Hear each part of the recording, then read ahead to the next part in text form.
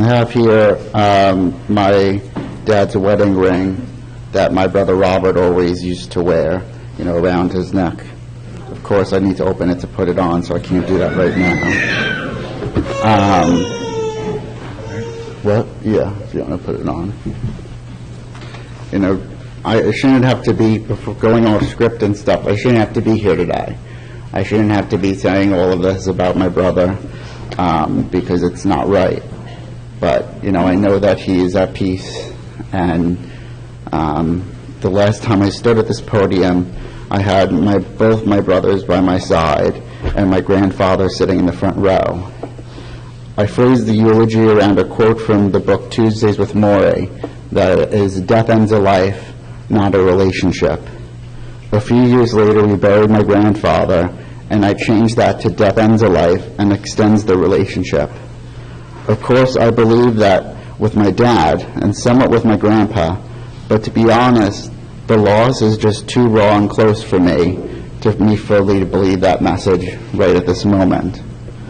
Although he was my identical twin brother, we were never that close, more like sweet mates. We passed each other in the kitchen as we began our days, and towards the end gave each other big hugs without saying anything. I'm at a loss for words of how to describe our relationship, since there's so much to say, yet so little at the same time. We were in grade school together, and we also went to community college together. We were closer during that time and fed off of each other's energy. So if he was sad, I was sad, and vice versa. A common question I used to get is if we ever pulled pranks on our teachers and switched. I honestly only remember in 9th grade when I had, I think, Mr. Legilia, that we both had him, but we had him at different sessions during the day. And so I think one day I just sat in his class and he sat in mine. To this day, if I hear someone behind me say Robert, I still turn around to see who it is.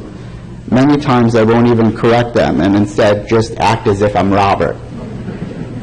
Recently, when Newsday did a cover story about me, Robert stopped by the local bagel store and they congratulated him on the article. I think he politely said thank you and later on told me what happened. We both had our addictions. Mine was and is to Broadway, and his was to Apple and comics. He would take days off from work when Apple was making yet another big announcement saying they're going to release a new phone, and this one is better than the 11 previous models because it either had an inch bigger screen or a battery that lasted 15 minutes longer. Of course, he would be the first person to pre-order the latest model, tossing the others to the side. Sometimes he'd even use my upgrade, and all of a sudden my phone would stop working. I was pissed at him, but I understand his addiction. I don't believe we had any psychic supernatural abilities as twins, but we had a lot of similarities I would notice over the years. We both loved books by Mitch Albom and Randy Pausch.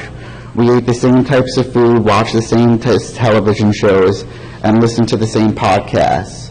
One of the last texts I got him was a suggestion of a podcast for me to listen to that I had already listened to. We also had the same struggles and issues, but never spoke directly to each other about them. We would go to people like our Aunt Pat and share our issues, and she would relay the messages to us. She said many times she wouldn't hear from us for a while, and one day Robert would be calling her or stopping by, and 15 minutes later I'd be calling. It scares me how similar we really were, even though I never had the chance to sit down with him and compare notes. It probably would have been very scary to see all the other similarities that we had. Even recently, I started to gag when I would brush my teeth and notice he did the same thing too. The time I remember being closest to Robert was when we were away at college. I was at Binghamton and he was at Oneonta. We'd text, video chat, and meet up each other. I would meet up at his campus and he would show me around. He would come to my campus, and then we would go to see local performances at either college. This past fall, Robert and I took a road trip up to Binghamton and Oneonta when I had an interview there, and we had a great time.